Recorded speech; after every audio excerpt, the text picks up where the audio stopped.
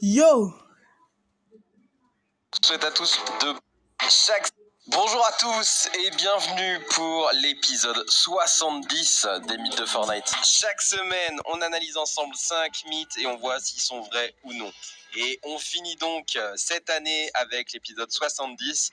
Je vous souhaite à tous de bonnes fêtes de fin d'année et bien sûr, on se retrouve la semaine prochaine pour le premier épisode de l'année 2021.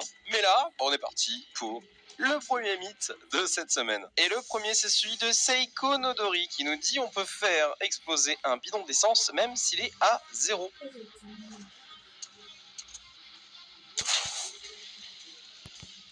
Mythe confirmé.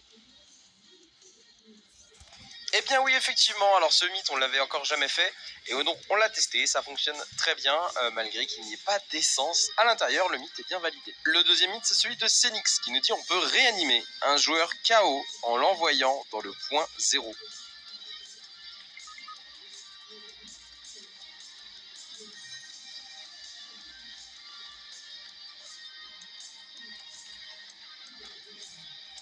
Mythe démystifié.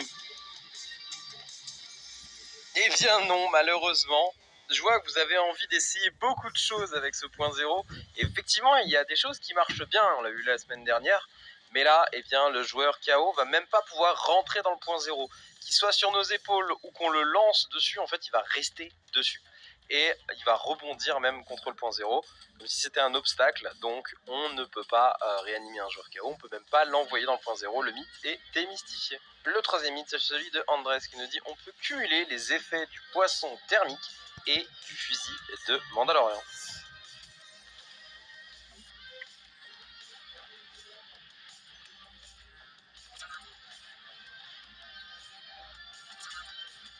Mythe partiellement vrai. Alors au début j'avais envie de dire démystifier, mais en fait ça va un petit peu l'accentuer. L'effet du poisson thermique, donc c'est de voir en noir et blanc, donc avec une vision thermique, et ici en rajoutant le fusil, eh bien on va avoir les blancs encore plus blancs, et donc on va voir les joueurs plus intensément par rapport au décor. Donc ça s'accentue un tout petit peu, mais par contre, eh bien c'est bien sûr l'effet du poisson thermique qui passe en priorité sur le fusil. Donc pour moi, eh bien le mythe est partiellement vrai parce qu'on peut les cumuler, mais c'est pas du tout flagrant. Et pour le coup, c'est plutôt le poisson thermique qui passe en priorité du fusil de Mandalorian. Le quatrième mythe, c'est celui de Baptiste qui nous dit quand on pilote un avion seul et que l'on va sur l'aile de l'avion, en laissant l'avion avancer, le réservoir d'essence ne diminuera pas.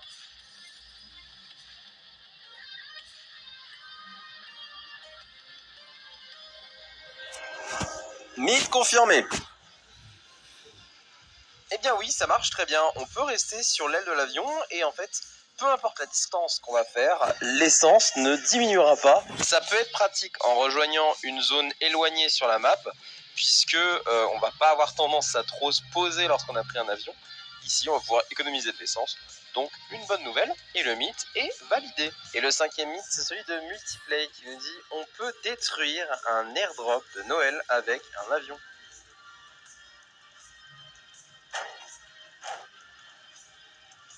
Mythe démystifié. Eh bien non, l'airdrop va être invincible. En fait, ça va être un obstacle et l'avion va rentrer dedans comme si c'était un mur.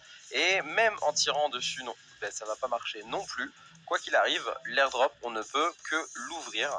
Donc le mythe est démystifié. Et bien voilà pour les 5 mythes de cette semaine. Maintenant, c'est à vous de décider quels seront les prochains mythes pour la semaine prochaine. Et pour ça, c'est très simple. Vous utilisez le hashtag MythFortnite sur YouTube et sur Twitter.